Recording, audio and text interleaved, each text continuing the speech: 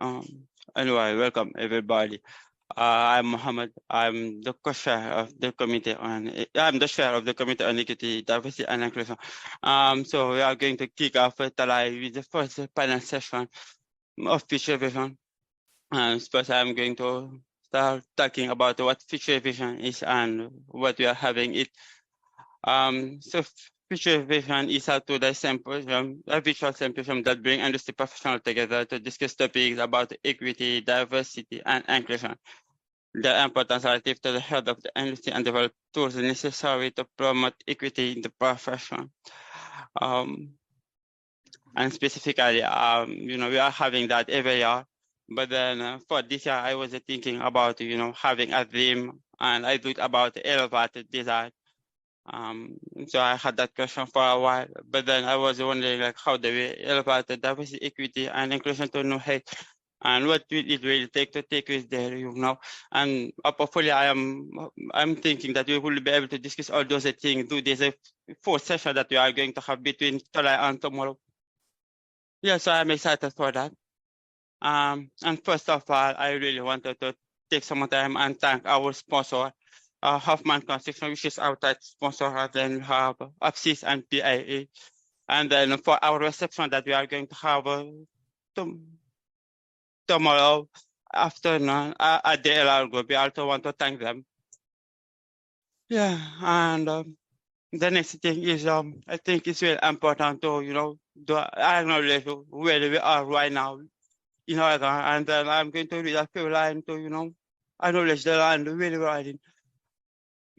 So I'm going to read the following. So we would like to acknowledge the many tribes and bands who call Oregon their ancestral territory, including Bono, Paiute, Confederated Tribes of Coast, Lower, Umka, and Siuslaw, Confederated Tribes of Cow Creek, Confederated Tribes of Warm Spring, Lower Band of Umpqua, Confederated Tribes of Grand Ronde, Confederated Tribes of Siles Indian, Confederated Tribes of Umatilla Indian Reservation, Coquille Tribe and Klamath Tribe, and honor the ongoing relationship between the land, plants, animals, and people indigenous to this place we now call Oregon. We recognize the continuous sovereignty of the 9 federally recognized tribes who have a tie to this place, and thank them for continuing to teach us how we might all be here together. Thank you. And then the next thing is I really want to read the community agreement that we have at the Kaley.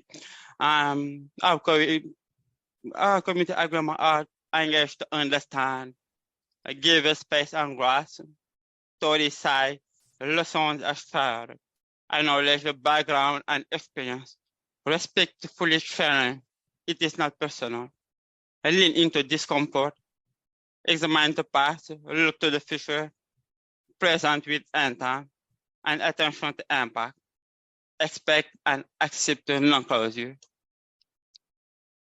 And then, well, I guess that's pretty much it. Just a moment. Really quickly, yeah.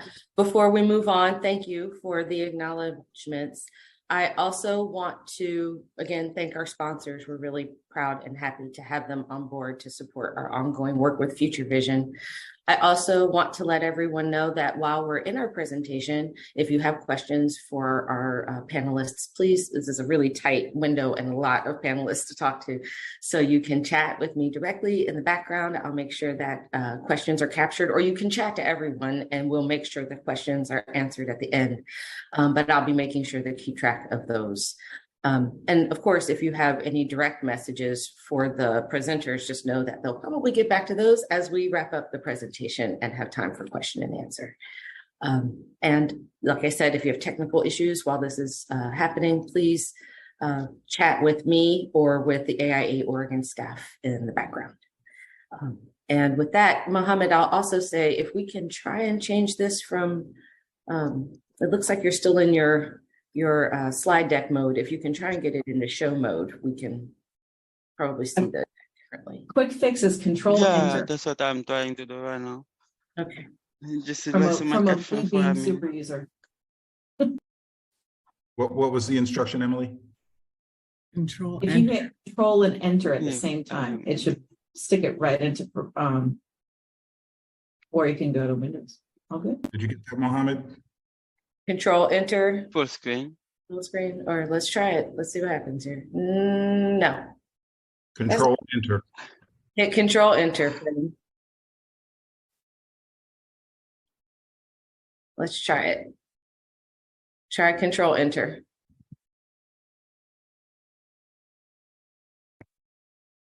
Yeah, I did. Okay. Well, let's give you back to the regular window and let's get some started here. We'll try and figure it out from here. That's it. Kaley, if you have the deck, you can drive. Yeah, Kaley, go ahead and do it. I will try to fix it on my end. Give me a moment then. Thank you for that. I think it'll be best for everybody if we're in show mode. While we're doing that, I also just want to say we've got people joining us from all over, which I'm very happy about, but also our members from throughout the state, which is really important for us to be able to do with Future Vision. That's why it's digital this year, so that we could actually get our presence throughout the state. So I appreciate everybody from around being able to join us. Kaley, can you share your screen too? I'm getting there. 1 second. Kaley, can I stop sharing now and let you go? Okay. Who was working with yesterday? Oh my gosh. My apologies, everyone. Mohammed, No, you that's could also fine. try looking under the view menu, view presentation. Oh, I can share as soon as Mohammed, if you just close your sharing. Yep, stop at it.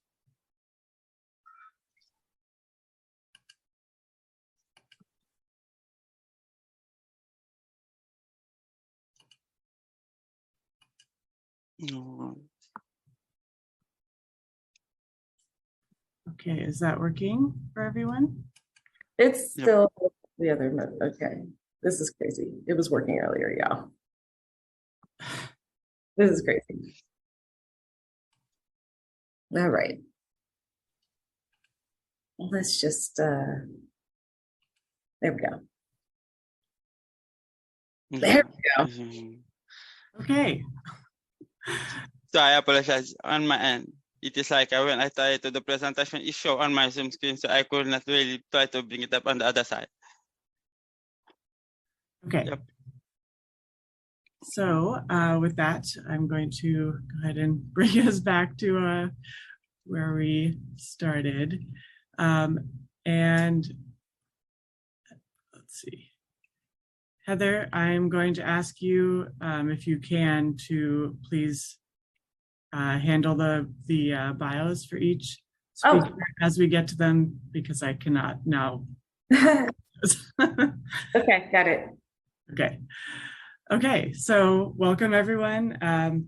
My name is Kaley Fought. I'm the current AIA Oregon president, and Mohammed generously asked me to moderate this panel, which I'm very excited to do.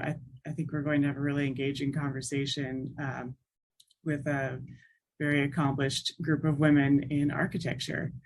And so I continue moving through here. So there's my slide. Okay, so first we want to introduce each of our panelists.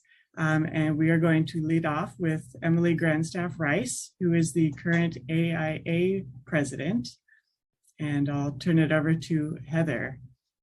Of course, I don't have bios up in front of me. So actually, this is super And Emily, if you would like to just introduce yourself, I think that would be fantastic. I'm happy to do that. Okay. But I was actually looking forward to what would Heather say about me. I know what I'd say about Heather, which is, knowing Heather, it's been fantastic to get an insight into what leadership can look like when you really sort of strip away some of the framework and habits that have held us back. So I happily said yes to speaking to AIA Oregon. Emily Grandstaff-Rice, I'm currently the AIA president. And like Kelly, I was a chapter president for the Boston Society of Architects in 2014. And I like to tell the story that at the time, my son was about 9 years old, and my husband's also an architect. And we're at the dinner table, and he's like, "Hey, Mom, are you the president of the architects?" And I was like, "Yeah." He goes, "Are you the president of all the architects in Boston?" And I was like, "Well, I don't really put it that way, but yeah." He goes, "So you're the president of Dad?" And I was like, "Well, I've always been president of Dad." But now fast forward kind of 9 years later, this is pretty wild. And actually, if you go to the next picture, my background is I'm an architect. I've been licensed about 20 years.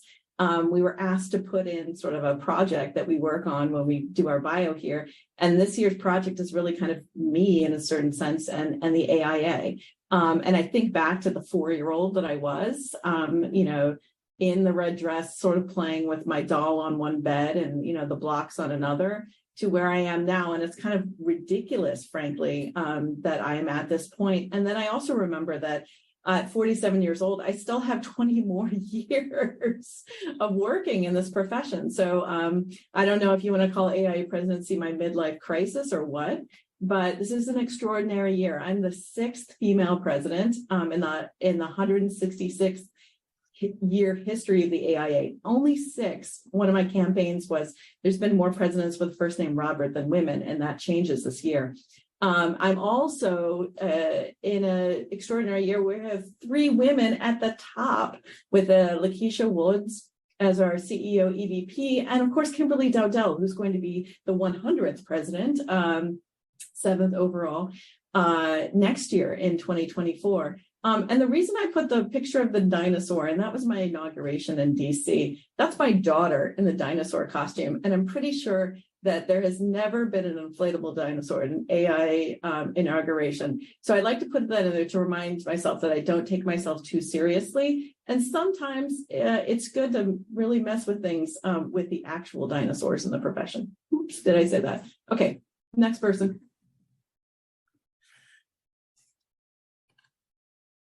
Thanks, Emily. Okay, Erica Dunn is with OPSIS Architecture, and I'm going to ask Erica as well. And if everyone else can just sort of be prepared to introduce themselves, that would be wonderful. Yeah, sounds great. So I'm Erica Dunn with OPSIS Architecture. I'm an associate principal here, and I've actually only been at OPSIS for just about a year now, which has been a really exciting transition. I guess it's my midlife crisis, Emily. I spent the previous 9 years being the director of design at Green Hammer, which is a small design build firm here in Portland that focuses on zero energy developments.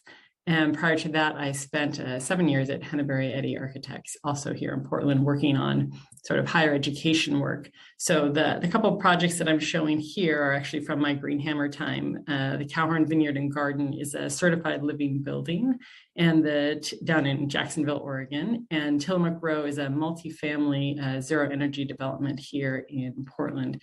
And most of my career, I've focused on sustainability in some way or another, and just have been really lucky in terms of the mentors that I've had in my life in that regard, as well as the opportunity that having such a passion for sustainability has really given me in terms of finding a way into leadership through that focus. So,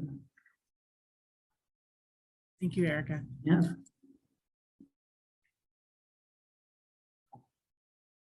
Right. Heather has taken over the screen share. So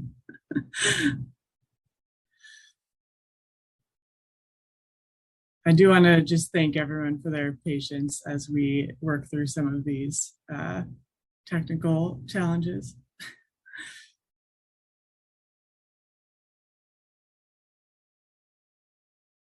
Okay. Hannah, can you please introduce yourself? Yes, sure. Thank you. So I'm Hannah Kassem. I'm a principal at Cohn Pedersen Fox and have been there for about 22 years. I have close to 30 years of experience at the beginning working in smaller firms in Europe and in the US. My work really centers on the notion of the circular notion of how we affect our environments and how in return these environments affect us. And at the center of all of this are notions of belonging and inclusion. And I'm not really focused, my work in regards to this space is not specific to a typology or a geographic location, but it's really through the method and the approach towards the design and the engagement with the user group and ultimately the product. I sit on the AIA Board of Trustees as Vice President for Design Excellence in New York chapter, and I founded maybe 10 years ago as part of the Global Dialogues at the AIA New York, an annual session called Leaning Out, which is about women in architecture, and have gathered and given platform to over 40 women to really create a forum for conversations. 10 years ago, there were fewer of these forums, and now it's been a great conversation going forward. I tend to think, okay, I'll pass it on to, I also teach at, I've taught at Yale and at Parsons, and generally the studio topics center around inclusivity and equity, but very much from an experiential point of view and a design point of view, and our agency as architects and designers in that question. Thank you, Hannah. Han Mei, welcome. Hi, good morning. I'm realizing that the trailer that I'm sitting in on a construction site is making my hair very blue. But my name is Han Mei Chang. I am with Hoffman Construction. I'm a project manager here, and I've been with Hoffman for close to 17 years. Prior to that, I had the opportunity to work for ZGF, and that's where I got my start and was able to get enough hours to then become licensed. And I'm curious what pictures you picked for my bio so I can know. Okay. So most of my leverage I've used with being licensed has been to try to create space for more people, because I truly believe in providing more and paving a road for the future and really getting more BIPOC people into construction and architecture. And so at the top there is a picture of myself with my two kids when they were a lot younger, watching the tower crane being erected in a downtown Portland project.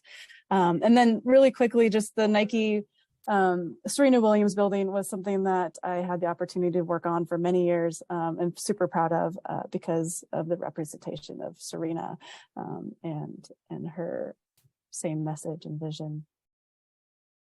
Thank you, Han-Mei. And Janice. Good morning, everyone. I'm happy to be here this morning. My name is Janice Sonata, and I'm with LRS Architects. We're really proud to be a majority women-owned firm, and I've been at LRS for 20 years, managing principal there.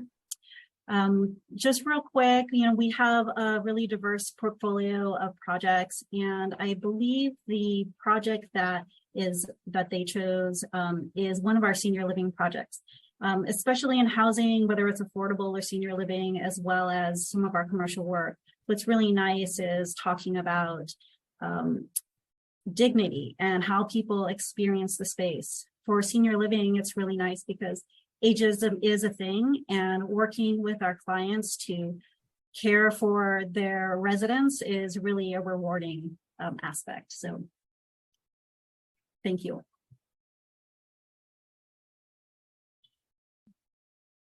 Thank you, Janice. Kathy, welcome. Thanks, Kaley. I'm Kathy Berg, really happy to be here today in a group of such powerful and amazing women. I started 28 years ago as an intern at ZGF in Portland, and am still there today now as a partner. So I like to say I've tried out all the roles along the way. I have a pretty diverse portfolio, which is what's kept me there. Everything from childcare facilities to urban planning. Couple of projects that I'm really excited about, the PAE Living Building, which not only was I able to help ZGF be a co-developer in that project, but in the last 3 months, I've been working there as our offices are being remodeled. So it's like coming full circle on a highly sustainable project, super exciting. On the right, you'll see the San Antonio Spurs practice facility. We're almost ready to finish this. What I'm even more excited about on this one is this led to working for the Seattle Storm WNBA team. And we have an 85% female team on that project working to drive the mission of the owners to empower women through sport. So really excited to be here today. Thank you, Kathy. And Sophia. Hi, everyone. Sophia. I did want to call a few of my other identities into the room other than women, just because they really impact how I see this conversation. So I'm also from immigrant communities. My family happens to be from Taiwan. I'm a non-binary, so I actually really want to highlight gender fluidity. I'm an artist, and sort of after all of that, I have been an architect for a little over a decade. I am currently a director at Collocate Design. Collocate is a nonprofit design justice practice, and so all of our work is around building community power within design.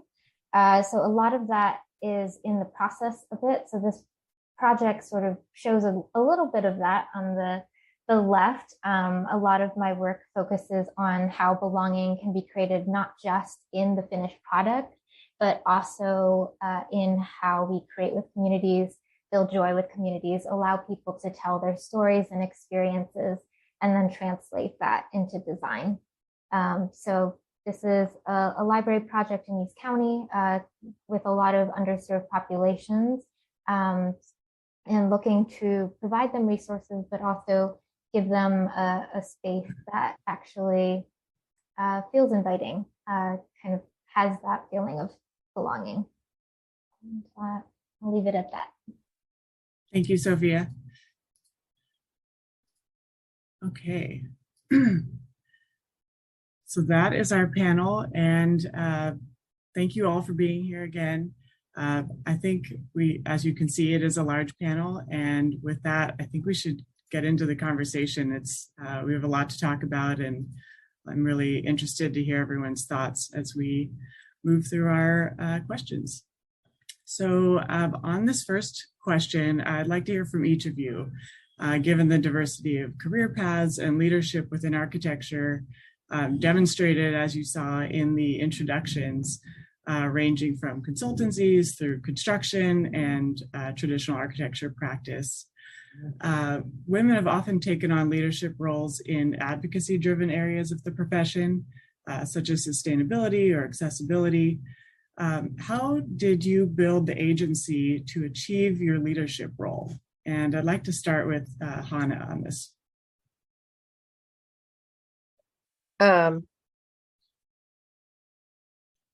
Well, I guess I never really think of, I'm not very good, I would say, at thinking about boundaries and categories. And so concepts tend to be cross-disciplinary and cross-agency. And so for me, design is my vehicle and my tool at addressing urgent and pressing issues. And so on a case-by-case scenario and basis, as projects come up or as we're seeking projects, certain issues are more urgent and need to be addressed. And, whether it's sustainability, resilience, equity, they all exist as part of the dough, so to speak, that, we're creating this project pick from, but some are more salient than others, and some have, a bigger priority just to start off and kick off the project. And so, but for me, it's never, separating it from, or my tools are not about the conversation only. My tools are about the conversation as a beginning point, but also the back and forth through the language of design, which is the language that, that's my skill set. So I try to, I don't know if that answers your questions, but I try to address those issues through what I think I do best, and bring those to the table. Yeah, I think that's great to hear. This is a very nuanced profession, and it does take the variety of perspectives that we all bring to the table. Sophia, I'd love to hear your perspective on this. I was struggling to figure out where to start. Honestly, as a leader, I think I started outside of architecture. Probably in college, actually, is when, for the first time in my life, I wasn't surrounded by all white people. And I actually found myself in an Asian American leadership org that had a social justice bench, and found that qualities that aren't really recognized here as leadership in this country. So listening, for instance, the whole idea in my culture that listening is thoughtfulness, not speaking, was actually, I sort of was in this organization, was given leadership because sort of the way I naturally am was perceived as being leadership. Kind of coming out of that, I think having that sense of confidence, the rest was really just about pursuing passions. So just a sense of urgency and need around the type of work that we do now, that brings community organizing and advocacy into the architecture profession.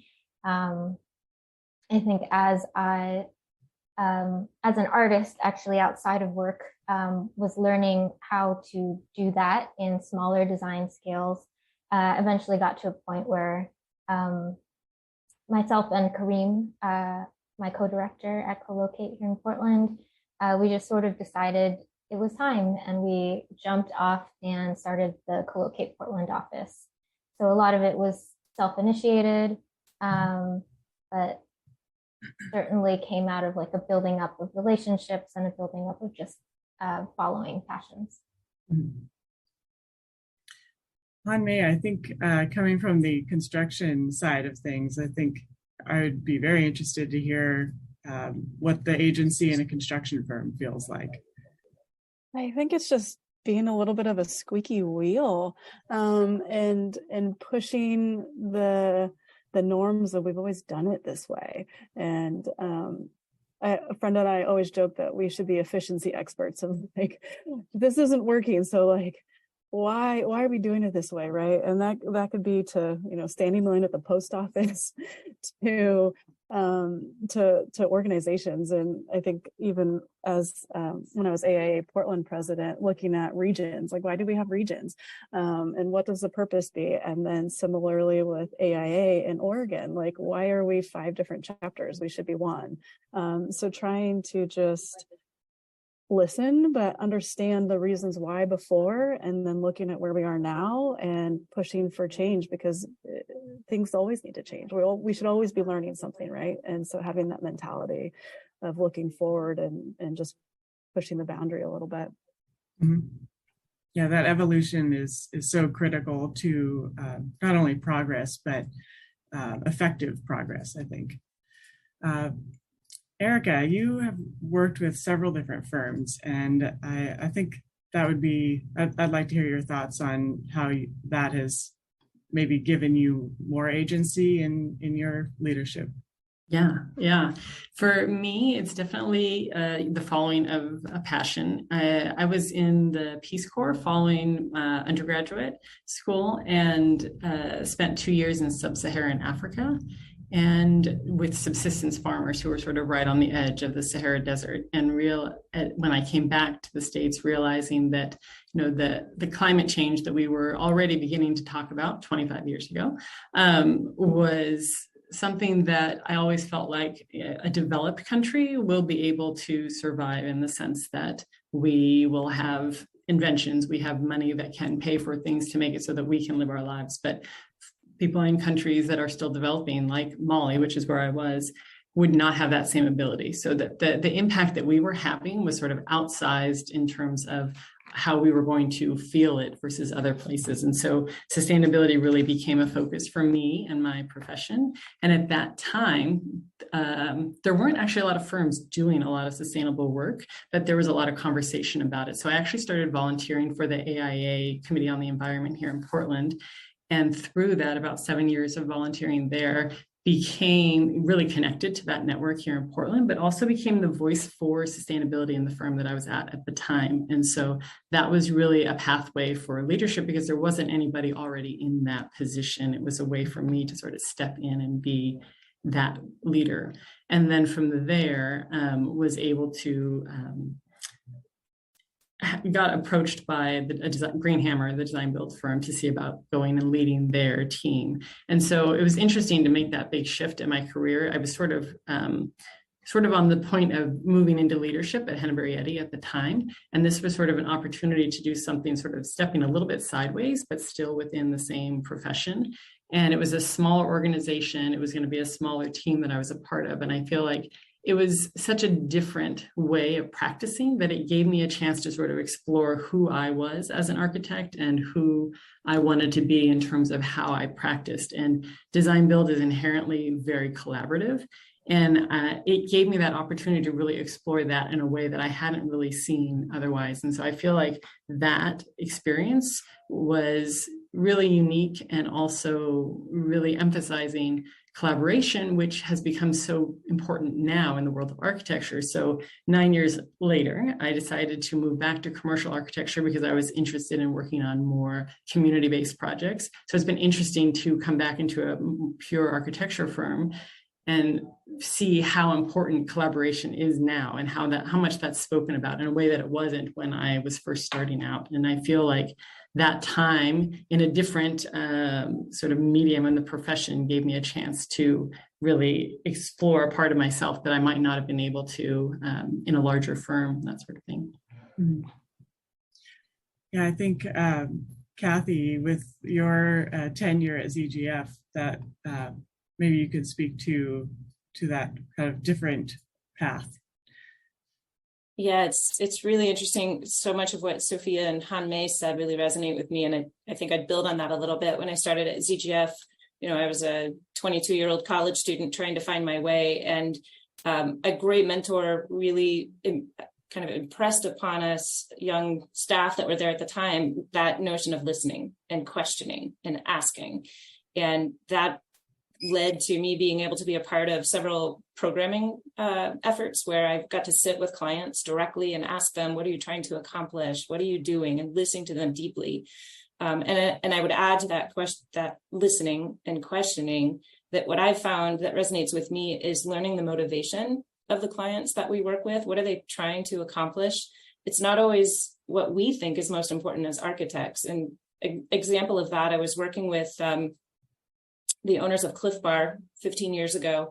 And I was trying to push to select some sustainable materials and get PVs on the roof and, do all these other great things that we wanted to do for the project.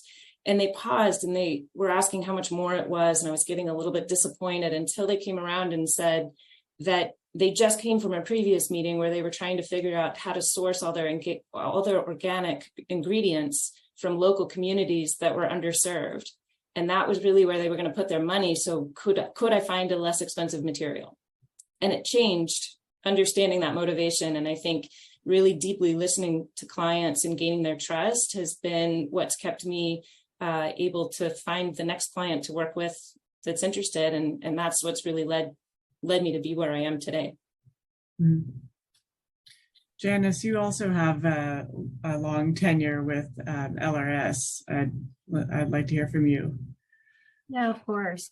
like many of the experiences that we've heard from, I think that mine really was based in curiosity as well as relationships. I've been really fortunate to work at a couple of firms for many years that were super open, were really listened, gave me an opportunity to be part of conversations and to learn and to kind of feed my curiosity. No question was ever out of the ordinary. They were very open, whether it was about the practice of architecture, how to work with different people, what the business side was. And so I really appreciate that, that collaboration and working with a firm of leaders, and really recognizing both the men and the women who helped elevate us. We rise together, and that's been really nice working in a firm with other principals. Thanks, Janice. Emily, I think you will bring also an interesting perspective to this, not only as president of a national organization, but also with a relatively recent shift to a different firm. Can you speak to that? And you are muted. Yeah, I think I love the word agency because I think it's not just what someone expects of you, but you have to show up in order for that agency to happen. When I think about some criticism that I've gotten my entire career is, why are you involved in the AIA? Why aren't you focusing on work? And that's changed a little bit as I've gotten more agency in the directive of my career. But I know for me, I need that balance because the external leadership opportunities that I got in a professional organization were not necessarily what was happening in my day-to-day job, and having that balance. So sometimes I was able to move leaps and bounds within my AIA job that I just knew that I couldn't do in the AIA realm. And there were changes that I could make at AIA actually quite quickly that I knew weren't happening in the office. And so that has always been a balance that I think I stumbled upon, but has served me well. And that's changed because of the different, levels that I end up playing at. So I think for me, and I didn't mention this in my bio, but what has driven me over the last 5 years with work at the AIA has been setting the stage for AIA's response to equity, diversity, inclusion, and belonging. And I think jumping in as chair of the Equity and Architecture Commission in 2016, I had a lot of personal growth to go through myself, but then also trying to set the stage for what is now a 98,000 member organization. And we're still on the spectrum, we still have a long way to go. Getting that organization in a way in which they can at least discuss issues and talk through things in a way, is work that will continue long past my tenure. But I knew that it needed to continue, and me being in a leadership position allowed me to at least have some agency and having that go forward. In terms of my personal career, I think I got some great advice at the beginning, which was follow the projects. In other words, working at the big name or for the title is good on paper or LinkedIn, but it doesn't always feed your soul. And finding opportunities in the project work that you do that resonates with your own values, with what you need to learn. I'm a much different person than I was at 23 than I am now. And I pursued different projects then, or what I thought I wanted to do.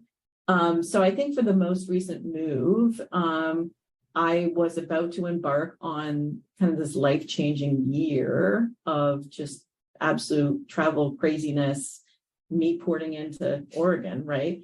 And realized that the two sides of my life weren't balanced. And I've been able to find that with my new employer. I think if I take a step back and I go to that in-between period, like before I made the decision to go to Perkins & Will, I underestimated the opportunities that I had ahead of me. which is ridiculous when I think back on it. But I guess I was wrapped up in my own, like, what people expect of me, rather than realizing all of the opportunities. And so, if you ever get a chance to put a pause on your career and like do a reset, it's pretty awesome. but I can say that now, being on the other side of it, it's also nerve-wracking. You're like, oh my God, like I don't have a job. So more to talk about later.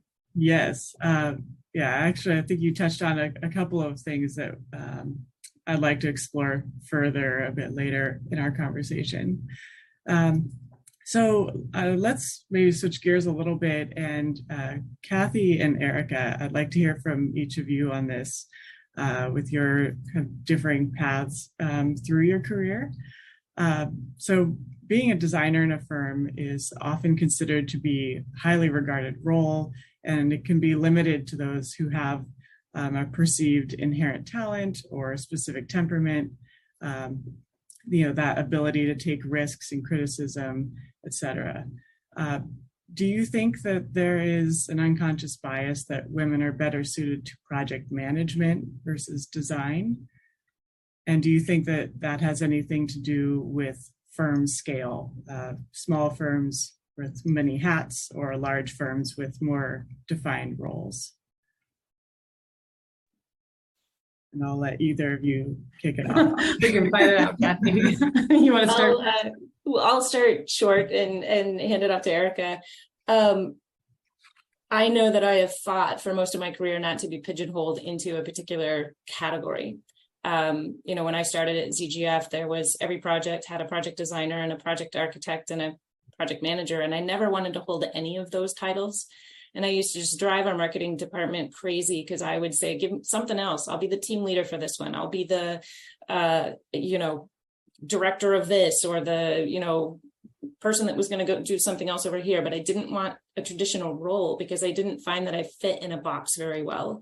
At the same time, I think there's a lot of times on projects where we see somebody who's looking to get more agency or get more leadership will pick up whatever everybody else isn't doing.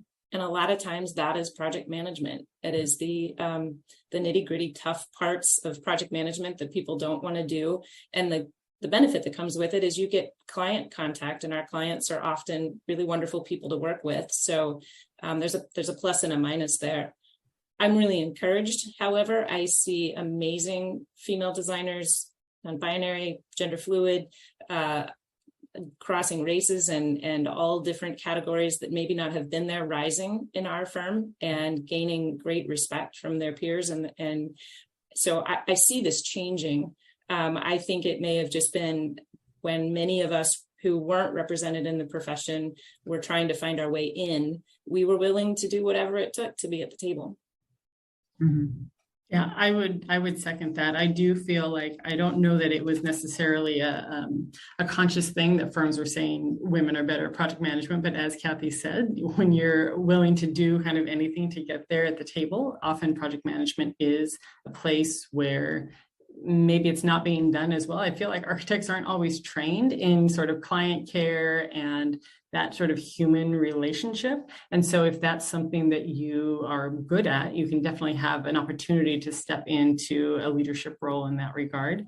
It was interesting going to a small place like Green Hammer, where I was the director of design, and so was sort of overseeing design, but also project management, and sort of playing all roles there, from project architect through principal in charge, essentially, at a firm of that scale.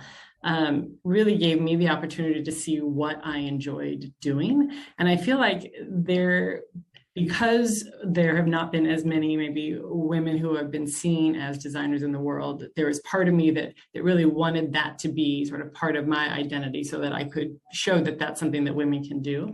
And I do feel like I'm a very good designer. At the same time, I also recognize that in the end, while I love good design and I'm very passionate about it, that what really feeds me in architecture are the relationships, and that part is what it was okay to say that that's actually the part that I want out of this. I don't have to be the lead designer on something.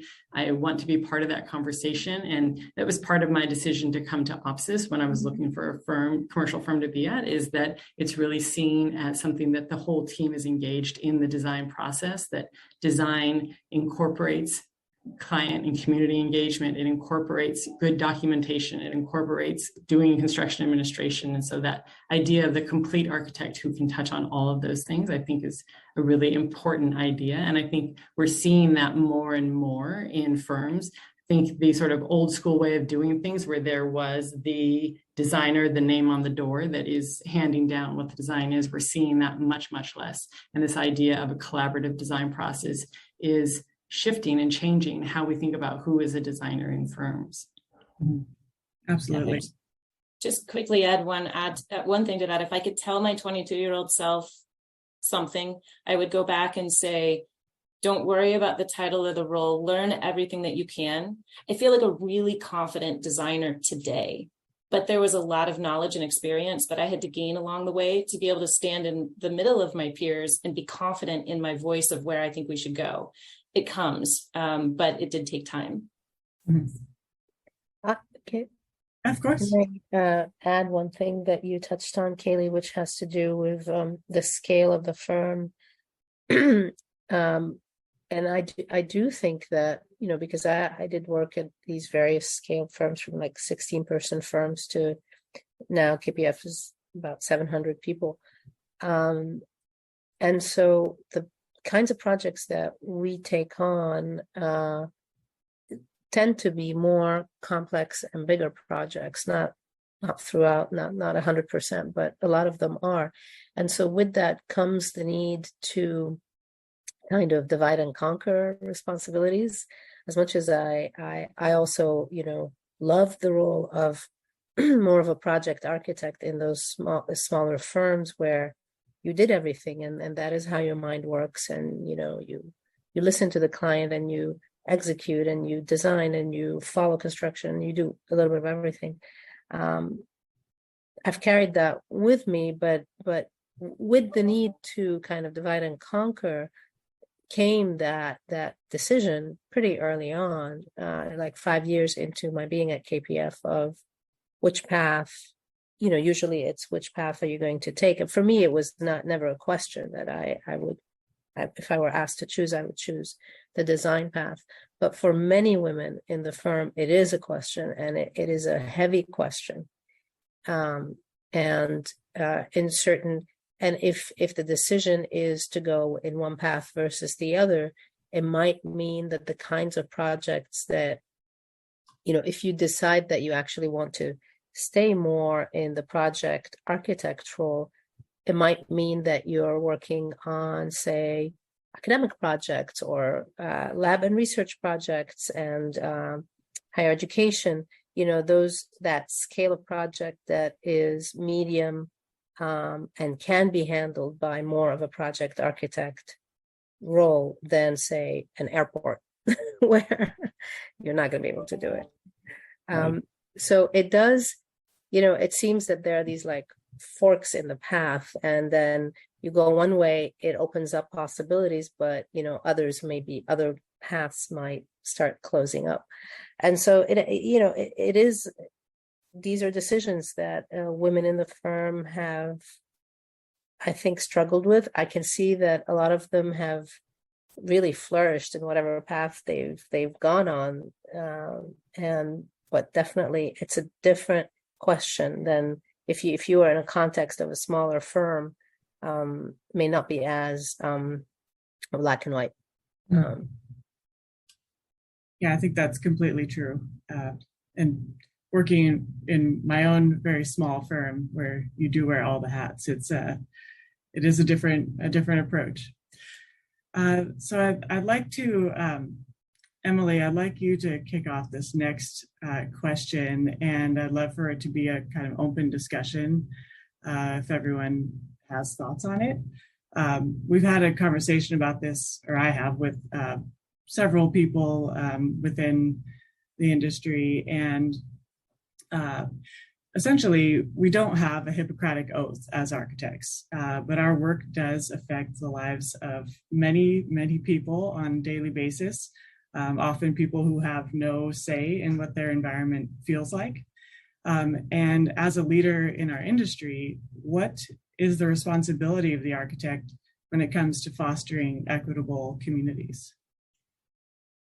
Great question. And I think part of it is and I speak to the whole of architecture, not just those of us who have been engaged in the conversation, is what do we define as equitable, right?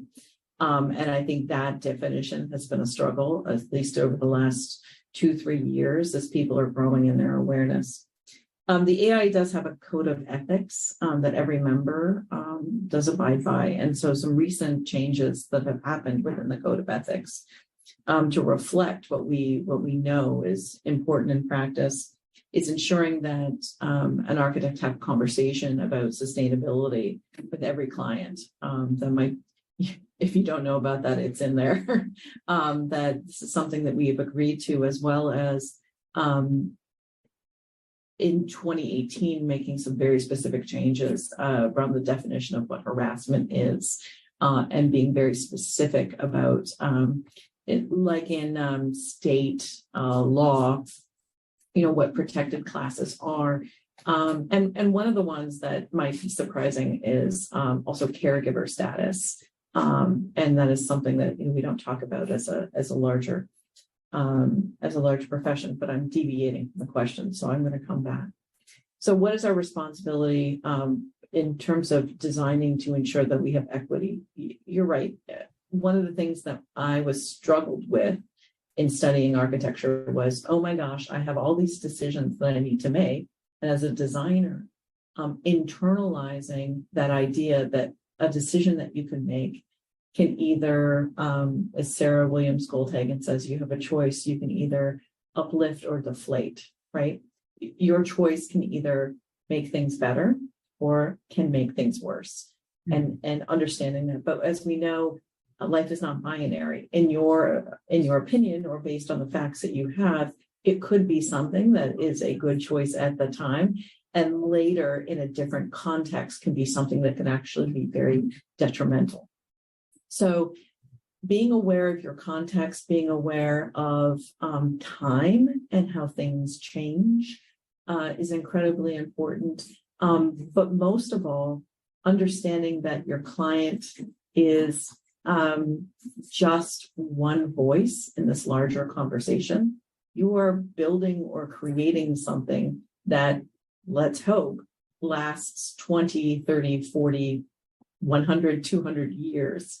And the decisions that you make with that client are actually quite short in the larger time span of a building, and understanding how that fits in the context. Now, Kathy brought up a good point, which is, we don't all have the means to do the best that we can, but how can we best in what measure, right?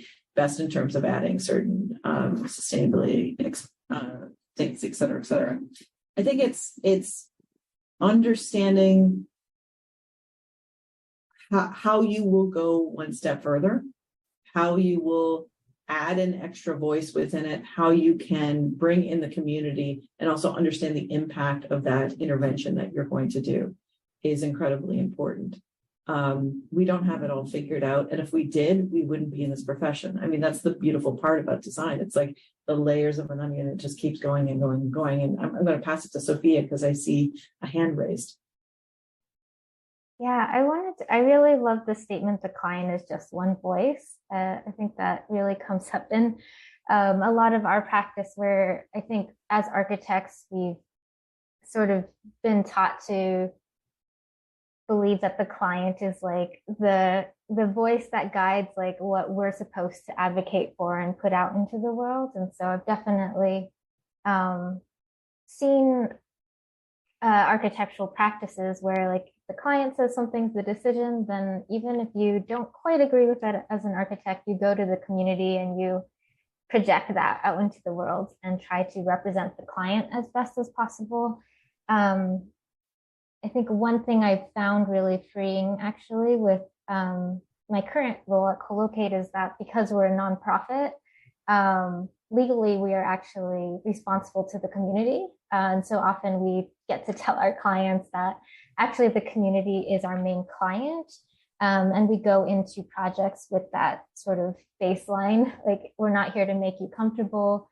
Many clients in this area of the States, I think, are now seeking like, what does racial justice look like? What does it look like to bring in underrepresented communities? And so often it's like reminding them of these were the priorities you set, these are the questions you want us to ask.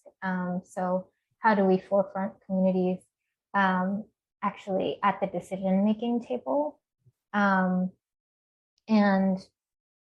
one thing that we do, which I'll just describe it. So one thing we do is actually to have community design organizers or advocates join each of our project teams as paid staff, not staff, but paid folks from the community who are with us on a weekly basis and are actually being trained up in the way design processes work. They're even like in the room when we're doing DE. So they're actually seeing how all the background systems are playing out and better able to then step in and advocate and bring their communities and communities' voices in when decisions are really going to impact them in a certain way. And I've had architects in the past ask me, okay, so if you have community design advocates, they're supposed to be advocating for the project. What do you do when they turn against the project? And my response is that we've never asked them to advocate for our project. They're actually advocating for their communities. And so when there is that conflict where there's some disagreement, it's actually our role to listen to them, understand the reasoning that they are bringing their experience and be advocates for that voice as designers. So there have been scenarios where it means bringing the client into a conversation with elders from the immigrant community. There have been times when it means making sure our community design organizers are in a meeting that would typically be just the architects and the client. There have been times when it's giving them speaking points to come to a board meeting and actually tell the board what they're feeling. So I think just for me, maybe back to the original question around equity, I really like to expand that conversation to include justice. And as a design justice practice, part of that is actually saying, like, what are the systems that actually need to be shifted and the way that power is distributed within a project. And so a lot of our work is in trying to change the way that plays out.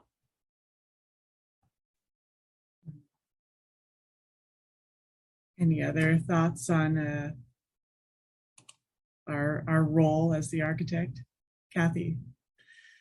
Yeah, I love the notion that our client is not a single person. As Sophie was saying, it's really everybody that we're building for. And what excites me is the role that sometimes we are given those hard challenges, like the example of a client saying, I just don't have enough money to do everything. Sure, that's a limitation, but that's what design's about, right? Is solving more with less. And I think even when we're confronted with those challenges, it's on us to be educators, to explore options and to come back with solutions that they might not have imagined. Mm-hmm. Hannah? I would just like to add to that somebody earlier, I think maybe Kaley, you were talking about the Hippocratic Oath. And I often wonder what that means, in our profession and how it, and if we can move the needle once the general public understands the impact of their environments on them from a wellness, from a health point of view, not only physically, but emotionally, socially, and financially. upward mobility abilities, how much design decisions, and I don't mean just, though includes color, form, shape, texture, but also programming, planning, I mean, everything from the beginning to the end, how much environments affect people. My kind of thesis is that once that is communicated and ironed in and understood, people will then demand it. People will then demand it as a question of equity, just in the same way that you demand, good healthcare. And you want access to it, or you meaning anybody wants access to good healthcare. It's a priority. And so until that happens, we have the risk of sitting in the margin as designers and architects, and as a kind of a nice thing to have if you have the means. And, maybe it's for the 1%. And maybe I'm saying outside of our realm, outside of our circles, the conversation is not, the general public doesn't necessarily understand the impact, the potential impact, and the role that an architect can have to elevate and enhance, or on the other hand, with poor design and poor listening skills, and to crush communities and individuals. Mm-hmm. So I think it goes both ways, but it is really upon us to push that envelope and try to communicate the importance of our work. Yeah, totally agree. Janice, I see your hand raised. Yeah. I really love this question and this dialogue. I think that many of us came to this profession because of the chance to improve our environment, whether it's the built environment or this planet that we share. And having these conversations with our partners, whether they're the contractors and engineers and our clients, it really can push the needle forward. And that's super exciting. And when the entire team is energized and engaged to make this a better place, like really amazing things can happen. And so I find that really hopeful. Are there any tools that any of you, feel free to weigh in on this, but tools or strategies that you would suggest to our peers and our colleagues to better employ the values of JEDI in our spaces? Well, I stuck 2 in the chat, but I know Sophia Co-Locate has a lot. I'm shining a light on you as well. Hanmei does have her hand raised. I think just really quickly, what I've seen lately is the spec writers wanting to write in requirements in the specs so that we can have an opportunity in a different way, at least as a contractor, to start pushing for change with the sites, right, and the job sites. And it's a useful tool for me to have that support, whether it be from the client or the architects, to be able to use the specs as an opportunity to have more diversity or have a higher level of sustainability, right? Because then it gets all the way down to the vendors, and we're seeing that with materials and transparency and red list, right? But I appreciate the spec writers right now that are pushing for JEDI at the job site level with the clients and the owners, and pushing us as general contractors to improve the metrics also. Mm-hmm. I think that's an interesting point, because it also speaks to that sort of alternative path to taking on a role within your firm that is often less desirable, but so critical to creating the buildings that we envision through the design process. And just like really quickly on that note, because historically right now, most of the metrics that we have on the contracting side are federally pushed, and they're dollar values, and dollar values don't always mean a high level of participation in the end. And so it's also trying to push, like, what new subcontractors are you working with and how many versus just the dollar value, because then it's a different perspective. And I think it's a different metric that we need to continue to look at and measure. Sophia. Yeah, I'll take Emily's pass from earlier. I guess two things I might talk about. One really basic, like the schedule actually is a tool that really needs to be used differently. And I would love for architects across the board to help push for different norms around how fast schedules move in design, particularly when working with marginalized communities, just really needing more space for tough conversations, needing more space to actually build trust. I think often we too easily default to like, well, these are the people who showed up to our event and they have good things to say, so we're feeling good. But something I found as we actually have community organizers on our team is that maybe like 80% of the people are still sitting at home going, well, the last time I came to one of these things, I shared all my thoughts and then it all disappeared or was trashed. So why should I come again? So I think there's a real need to actually have space to rebuild trust and even just allow people to vent and listen and kind of understand those stories. The second thing I wanted to bring up is more specifically maybe a tool, which is, again, something we have already. What we document as designers is what we value. We're expressing our values in our documentation. So thinking about how can community voice actually be visible within that documentation, something that Collocate has been trying to build a practice around, still kind of figuring it out, but is to actually have a design justice set. So within the actual set, you get to see what are the things community members have said and where is that appearing in the design.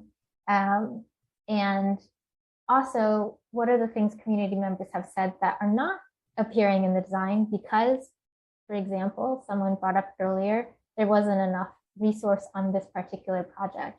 But how do we make it transparent so that for many of our clients, they're institutions, they will have future projects, there will be future work so that they can still look back and see those priorities and remember them and better carry them into the budgeting or however they're setting themselves up for the future. So yeah, we have this in the set, and I have also seen it be very useful during things like value engineering, where it's like, do we get rid of this storytelling space? And it's like, well, what did we actually hear from community, and like, what are those priorities? To have it in the set, so like the contractor can see it, the consultants can see it, everyone can actually see that and understand the background behind the decisions that were made within the design, and they're not forgotten. Those are great points. Kathy. Yeah, I'm going to give a shout out to Stephen Lewis, who I know is on this call today, who always reminds our teams nothing about us without us is for us. And I think it's just a great reminder that before you even put a pencil to the paper or put a shovel in the ground, thinking about how you expand the team to include voices at the table that need to be a part of the process is really important. One tool that I've seen highly successful in that, on the Broadway Corridor Master Plan, we had a 44-person engagement committee. It was quite big, a fantastic public outreach process that was very difficult on a challenging site. And there was a consultant hired to do a cultural analysis of the site and present to everybody that was involved in the project the history of what had happened before, even before it was occupied land, and then through all of the different communities that had a stake in it. And that presentation to me was probably one of the most powerful moments, because it allowed us to acknowledge and embrace together some of the horrible things that had happened, some of the displacement that had occurred, and be much more cognizant together as a group of how we move forward. So I think it's something that I want to see more on more projects, no matter the scale.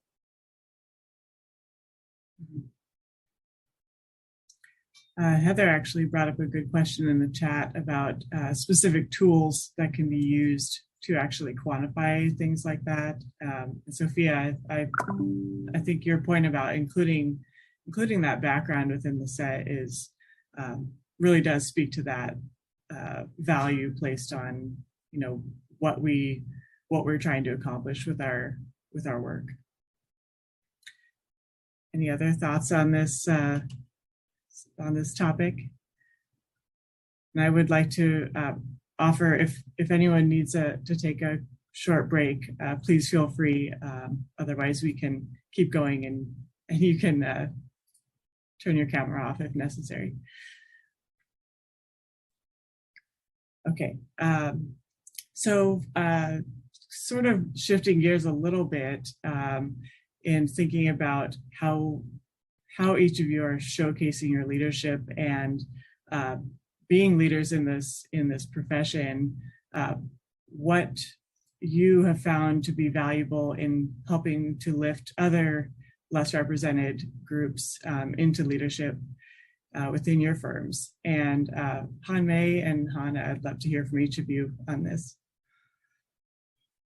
I think what I'd like to say is that a lot of the work is silent, and people really don't really know how much we're pushing. And so I just want to make sure that everyone knows that, right? And I'll probably get a little emotional about it, but it's hard work, and they're not easy conversations to be had, and it's ongoing. So for me specifically, it's disagreeing with decisions that Hoffman makes, and then sharing why, and making them give me the time to say what I don't agree with. Currently, it's big news. Hoffman said that they're leaving downtown Portland after 100 years. I don't know how I feel about that yet, but right now I'm pretty angry. And so I think that it's a lot of silent work, quite frankly.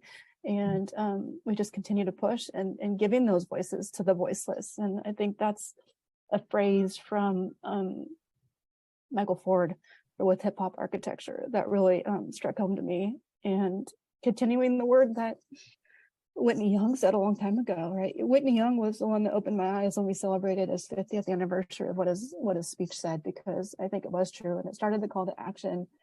But I'm really happy to see that, finally after 55 years, we're really pushing it further than where we were before.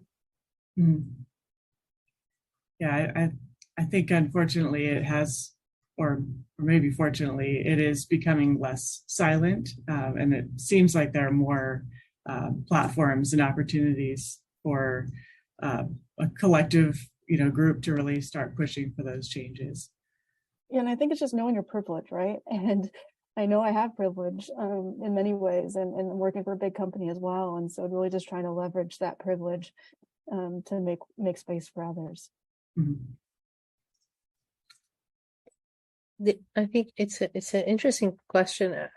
I guess I find myself struggling with or thinking about the collective and the individual in that minority representation.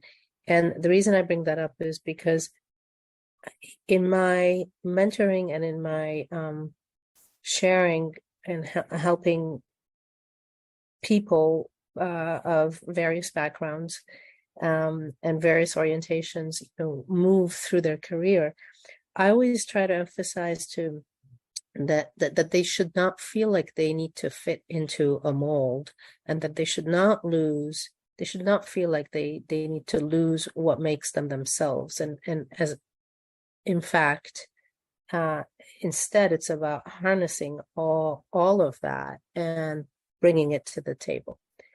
And understanding what you, as a person, contributes, and how you can create paths for yourself and for others that may not fit into what is generally understood as, the single mold, or the single one idea of success and of leadership and of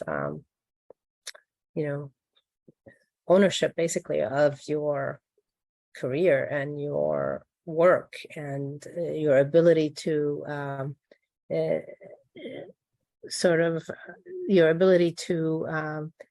have the best positive effect through your work on the people around you.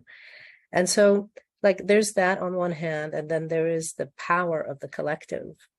And once people are able to say, I am this or I am that, and that person is also fits into that same category, let's call it.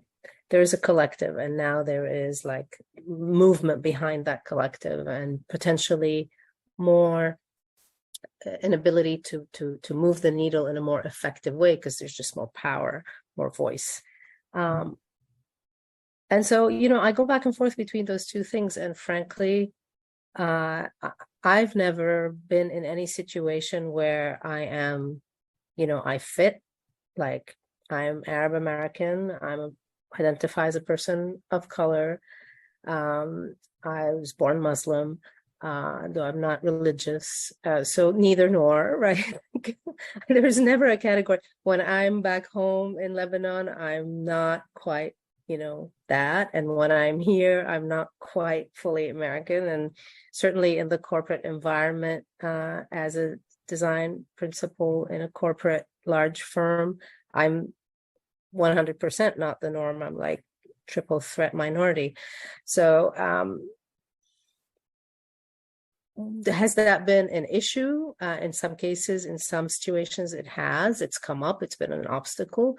On the other hand, in a way, because I never kind of expected and never knew a world in which I fit perfectly in, it's just not my mode of operating.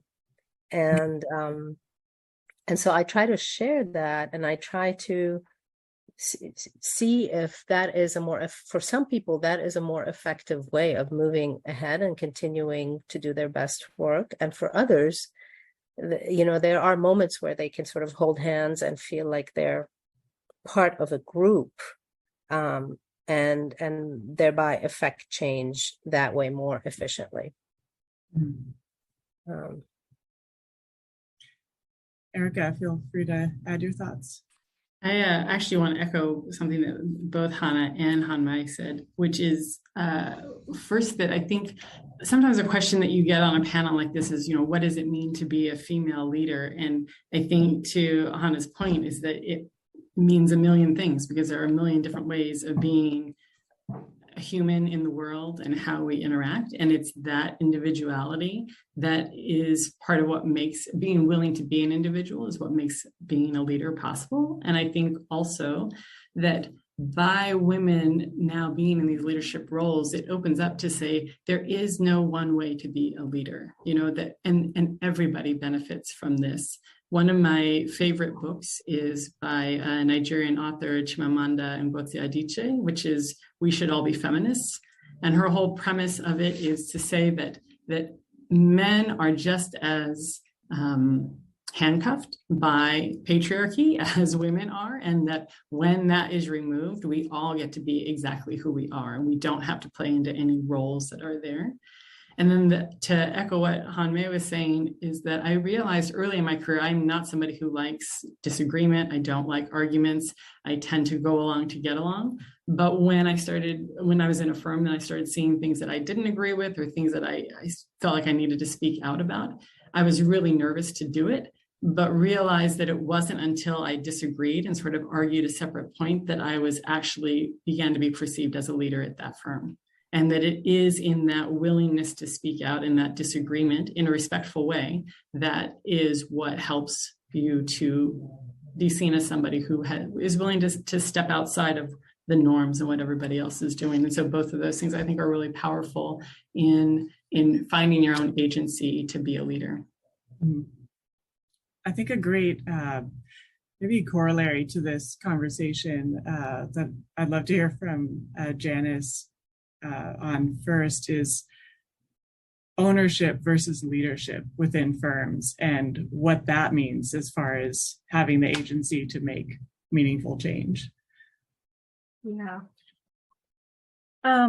So, we lead in so many different ways, right? Whether it's your internal project team, or it's with the client, or our project, those skills really help with ownership. And I think that ownership is really something that I've been surprised at how the external perception of what that ownership is, more than all the hard work that we do as leaders, whether we're, coming up and less experienced to being more experienced leaders.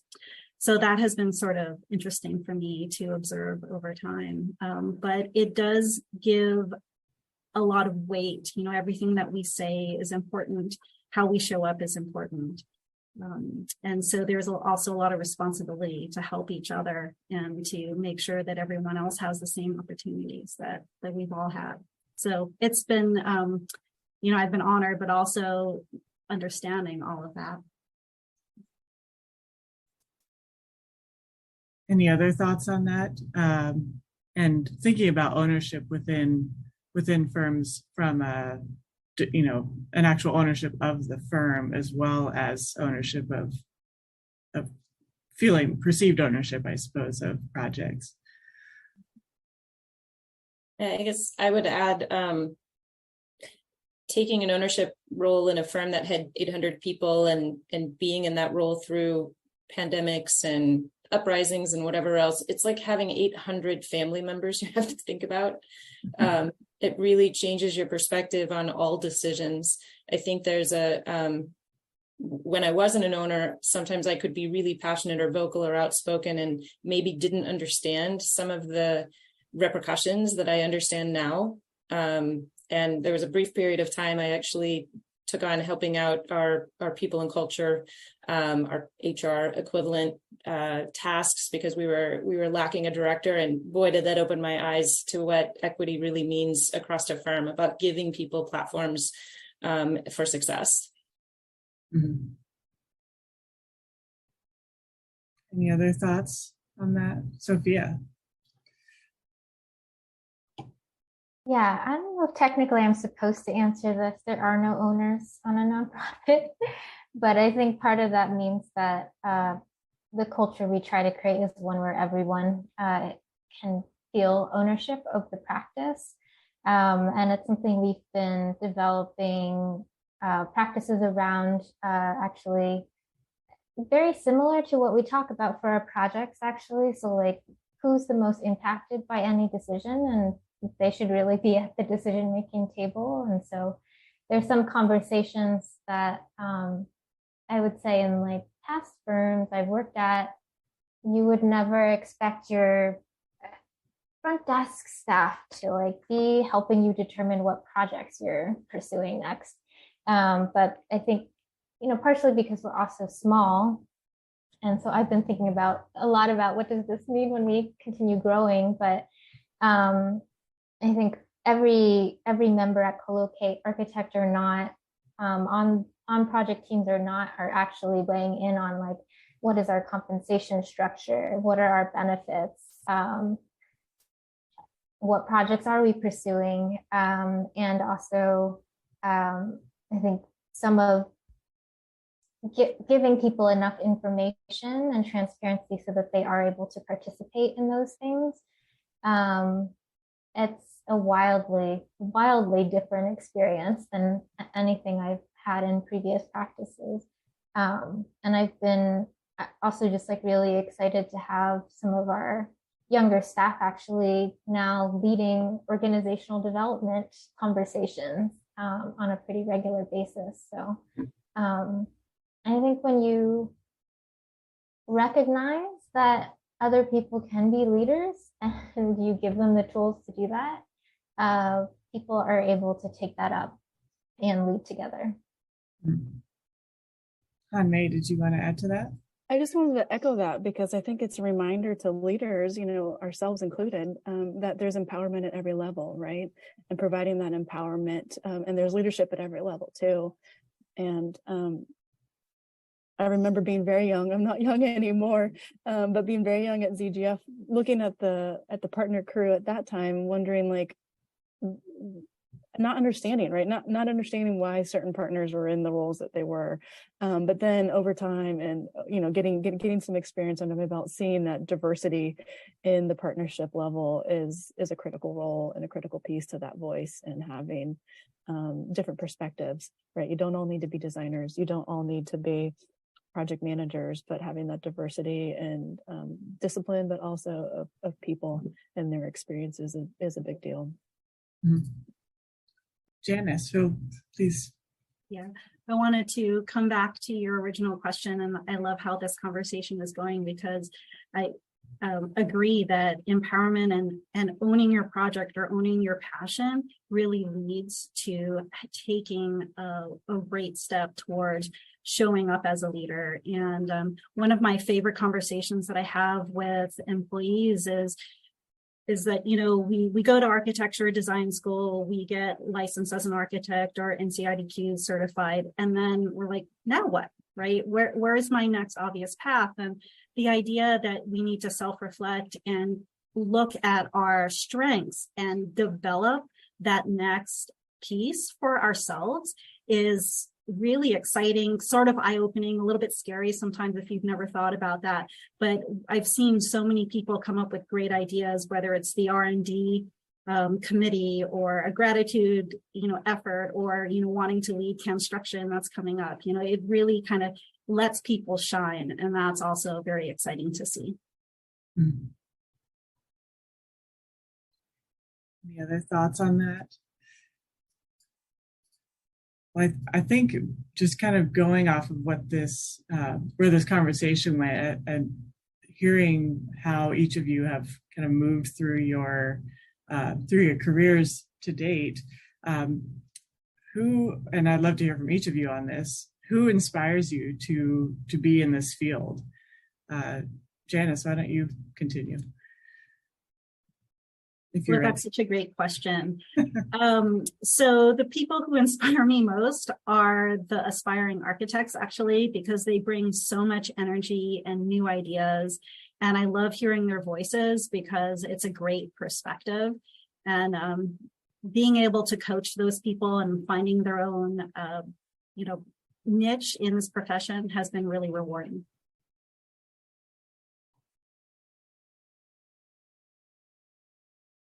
Feel free to jump in if you're ready.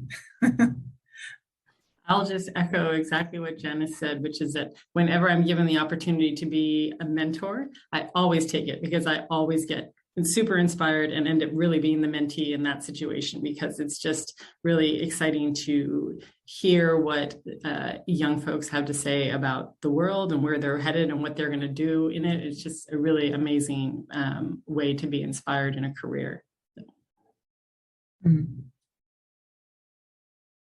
I think this is a little bit of a hard question to answer for me because it's changed over the years so many times, but I would say that currently probably I'm most inspired by my kids, by their generation. They constantly open my eyes and make me think of the world in different ways and imagine what the world's going to look like when they're our age and older. So it inspires me, want to do really good things in our work so that they've got great environments to be in and they still have an environment to be in.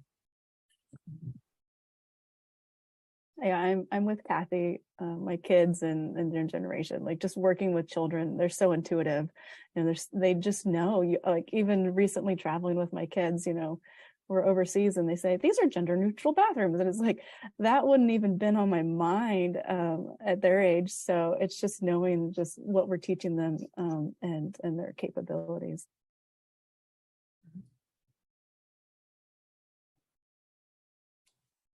Sophia? I would say I'm actually just like really inspired by community members who are seeking to build things for themselves. There's a lot of dreams out there. And so a lot of what inspires me is just wanting to be a part of helping people make that happen and working with folks to do the things that they've been wanting to do for years and years and just haven't had the ability within current power structures to do so. Emily or Hannah, who inspires you to be in this field? There are maybe two sources. One is, as Kathy mentioned, my children and now teenagers and how aware they are. I used to bring them into the office regularly So they understood what I did when I was not here at home. And I would ask them to just make a drawing of the project that they were seeing a model of or a rendering of or whatever. And this is since they were able to like even pick up a pen. And it was very interesting always what they picked up on, like what is the thing that they gather from what they're looking at. And it's very inspiring because it shows you like, you know, we kind of operate in this world. I feel like we sometimes don't see things the way that everybody else that's experiencing our work sees things and experiences them. So that seeing like that other side of the mirror and what is salient and what is important is very important, is very inspiring, I think. And also with regards to environmental sustainability and the earth that we're leaving for them to continue to take care of, hopefully better than we did. Those are all huge drivers. And then the other side is our clients, because our clients and the communities that we work with, as Sophia was saying, you know, even when they come to us and they have a vision and they have a problem that they want us to solve, that's super inspiring, because that problem says a lot about what their aspirations are, what they're struggling with, and how we, you know, this is when all the juices start flowing. Like, how can we use our thinking to help them? And then what's incredibly rewarding is then coming back and staying in touch with those communities and those clients and understanding, you know, did we do it? Did we give them part of at least what they were seeking? And did we help elevate their day to day? And those things are very fueling, you know, like they keep you inspired, they keep you driven, and wanting to come back and do more. Can I add a super fast story to Hannah's story? I once attended an opening on a project and with my son, who was 3 at the time, he's 17 now. I gave him my camera because he needed something to keep him engaged. And he took like 60 photos while we were there. And it was so enlightening to look at those photos later, because it was of like handrails 2 feet off the ground and looking up at a huge space that seemed 10 times taller than normal. It was fantastic. I recommend anybody try it. Go ahead, Emily. I wanted to echo what Hannah said. I think my clients are a constant source of inspiration. I'm currently working on a 14-story gut renovation of a lab building and an expansion at Barnard College. And the Barnard president, who's now just left, there's a new one, said, you know, this is the place where the woman who cures cancer will get her start. Like, that's amazing. And thinking about ways in which we can encapsulate our clients' dreams and make them a reality, and make them better than they had ever visioned it. I do struggle a little bit with this question because I don't think it's one person, and I don't think it should be one person, because it's false idolization. that there is a curiosity in many people who we interact with. And thinking about, I mean, first off, this panel, I am inspired by all of you and what you've said today. But I think it's also finding moments where you are struggling with something and there's some, you know, something in the air that allows you to think about something differently. And through my career, it's been a patchwork quilt of important things that people have said to me. Sometimes I'm also inspired, I hate to say it, by my internet trolls who like to comment on what I'm doing as AIA president and whether it's appropriate or not. And then that just challenges me to do it more, because if someone doesn't like it, then they aren't quite convinced why it's important. So there's nothing like a little sort of reverse psychology. Including all the people who thought I couldn't get fellowship. How's that working out for you? So I think it was really wonderful to hear. I think just that range and the importance of community in inspiring our work and the way that we,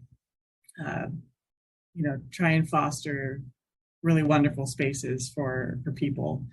I'd like to open it up to our audience if there are any questions that people would like to hear from the panel on. And if you could just raise your hand and then ask a question. You can turn your camera on when you ask the question after raising your hand.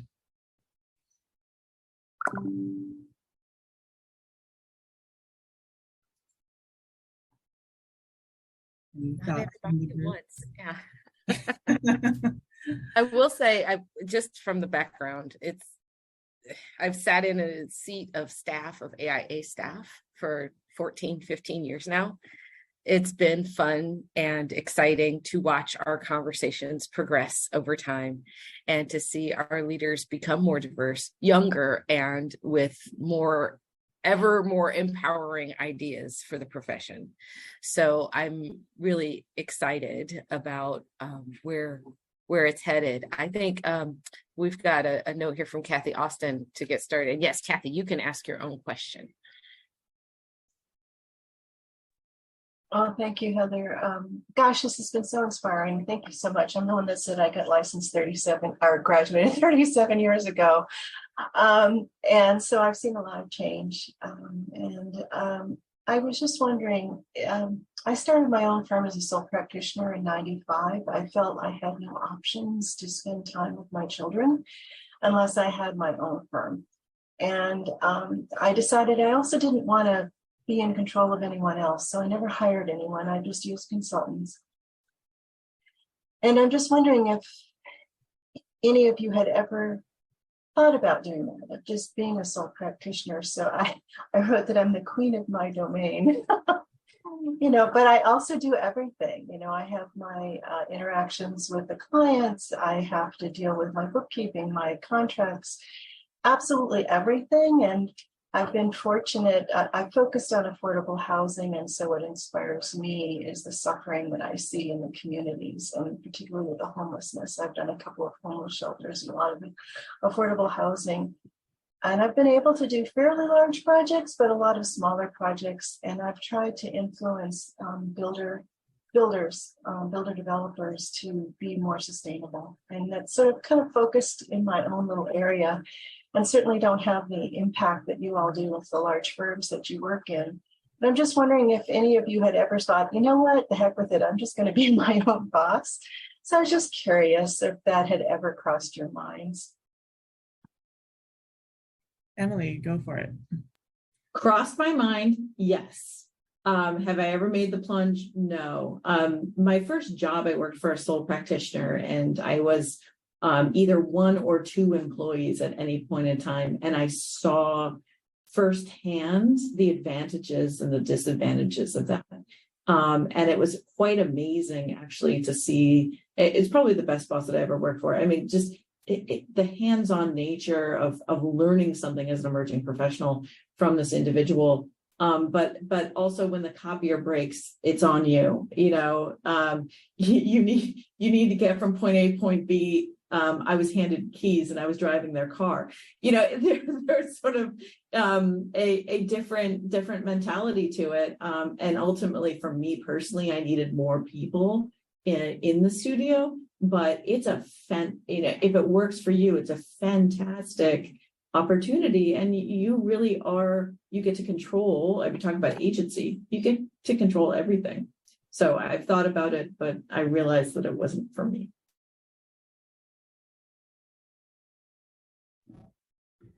I'll also say the first few jobs I worked for single practitioners and sort of assumed that that's where I would go. And then after grad school, decided I wanted to try a larger firm and just see what that was like. And then in some ways, shifting to Green Hammer was a little bit like, I used to say, it was like running my own architectural office as part of a construction team, because I had a lot of autonomy and agency for how I did it.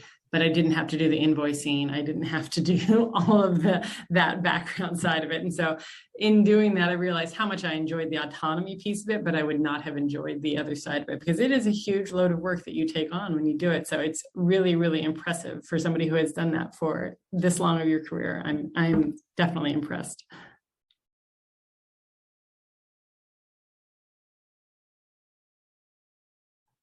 Anyone else? And we have a lot of large firms represented here. I think that's a great question, Kathy. Janice.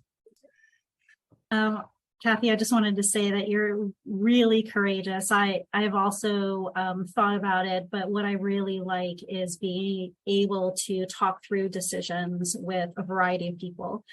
So other principals, but also other people who are less experienced, just to get their perspective. And so I find that really valuable myself.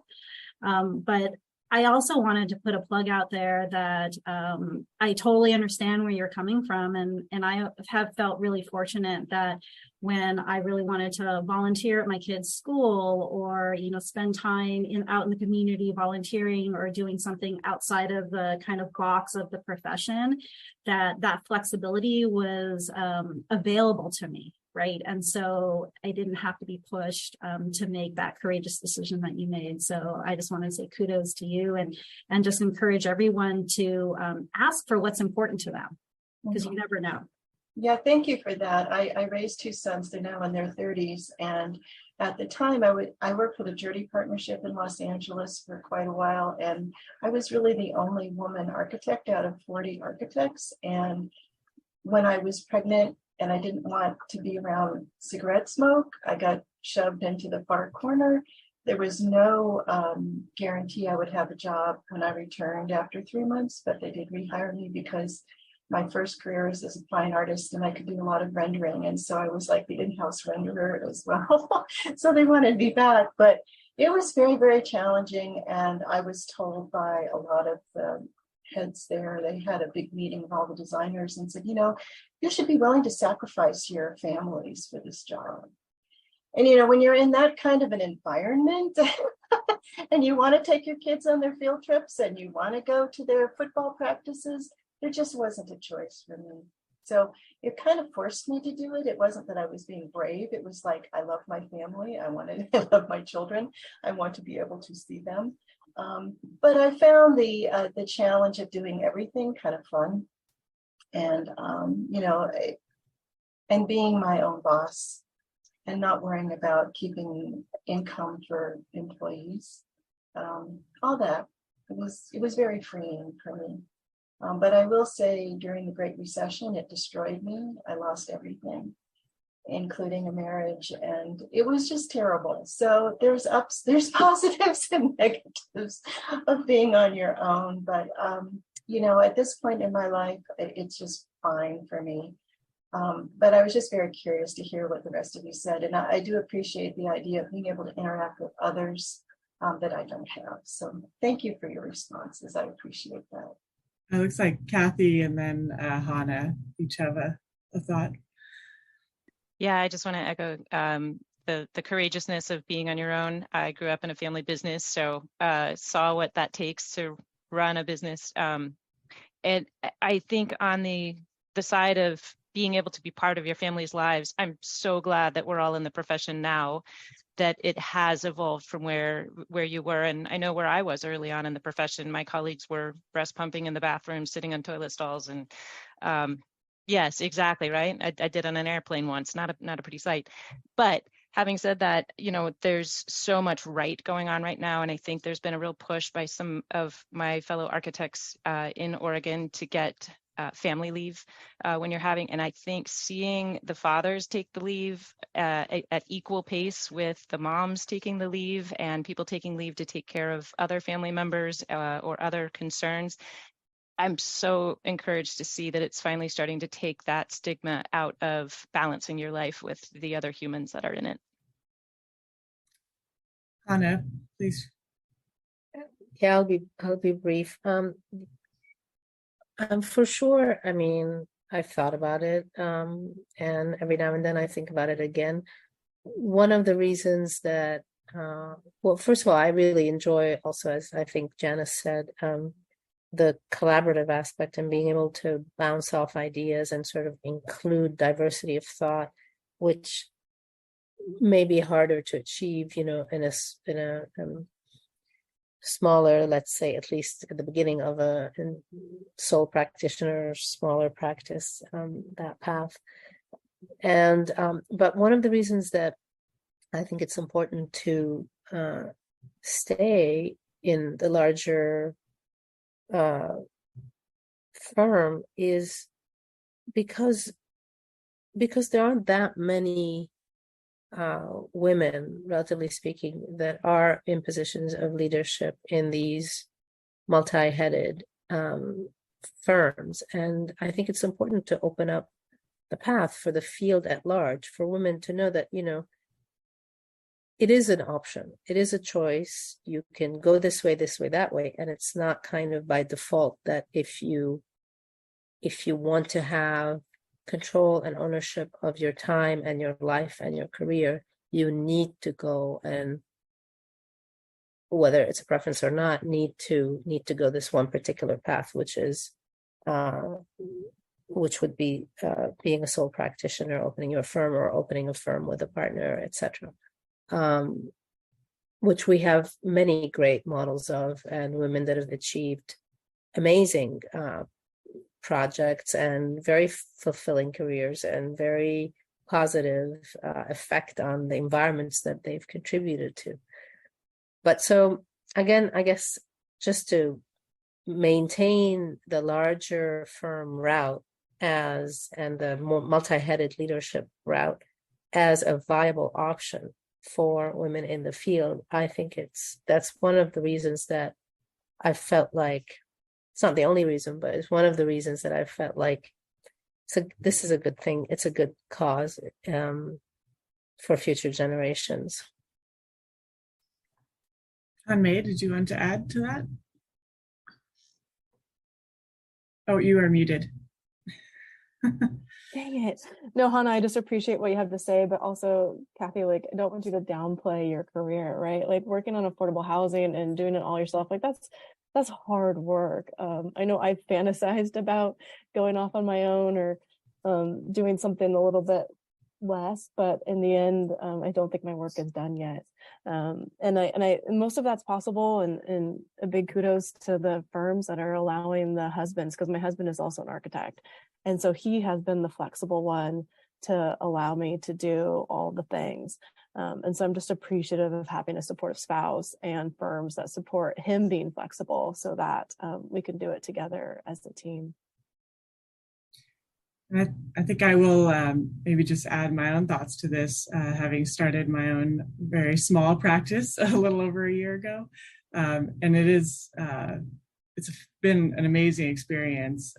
You do wear all the hats, speaking to the accounting and the contracts and the client management, but it has allowed me to really embrace that role of the architect in a way that I think affords me to put my best work out there and really be a part of the community that my projects are hopefully elevating and adding to.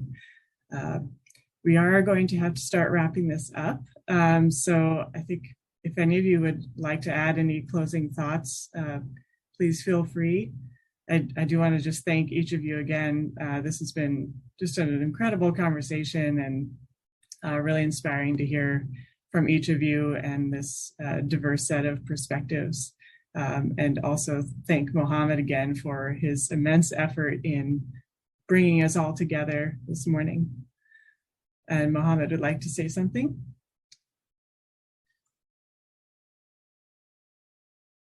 Yeah, I just wanted to say thank you to all of you. The conversation was, inspiring and really engaging, and I love it. I have been just listening in the room, which is not something that is easy for young folk, I think, like myself. And then, so yeah, kind of learning along. But then again, this is the kind of conversation that, need to be had more and more in the industry, because architecture is like, it has a set of rules, a set of problems, but also, you know, thinking forward, like the future, what is going to be there for the generation that are going to come after. Like Hannah was just saying. So yeah, I appreciate all of you for coming in and sharing your energy and your perspective and everything with us tonight. Yeah, that was awesome. I mean, that's all I have to say. I didn't really get ready for any closing remark because I know I don't have any word to add other than I was just, you know, inspired to be in the room tonight. And I hope everybody else who was not a panelist was inspired as well. Yeah. Thank you. Thank you. Go ahead, Heather. Oh, I just wanted to also acknowledge our board members who have joined us here today. We've got a couple of our leaders, our President-elect John Flynn and Jim Settinger, who sits on our board of directors, the co-chair for COEDI, and one of our emerging professionals, Yvonne Calabrese, is on as well. And we just really appreciate all the hard work that went into such an amazing conversation. As you can imagine, having this group of women, your schedules are very busy and time is very tight. So we deeply appreciate you taking this valuable time with us. We will also share this conversation in future rebroadcasts of this recorded conversation. So thank you very much for the day. Thank you all. Have a great afternoon. We'll see everybody back here later.